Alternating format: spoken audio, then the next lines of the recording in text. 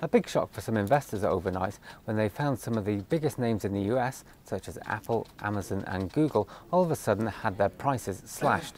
So what happened? Every day, exchanges send out their data feeds in slightly different languages for every different exchange.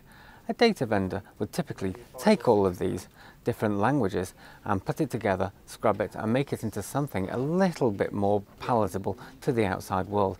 Then they can repackage that data and sell it on to the average investor and to their own users. Somewhere in the middle, something had gone very wrong. Now, we're still trying to find out exactly what's happened here, but we think it's related to the July the 4th holiday, where the data that was sent over from Nasdaq as a test accidentally made its way onto the screens, such as Thomson Reuters here or the Bloomberg terminal. Now, it turns out that there weren't any trades off this, so the data has been scrubbed.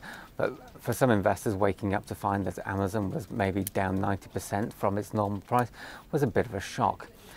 It's quite common for changes to be made, but quite why something that happens quite normally for most trading days of the year for three very experienced market operators in Nasdaq, Bloomberg and Thomson Reuters.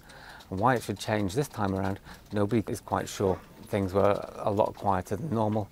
It is the US Independence Day and Nasdaq only had a half day. Perhaps somebody got confused here. Amid all the finger pointing, it's also likely that US regulators will take a look first thing on Wednesday when the markets reopen after all the fireworks.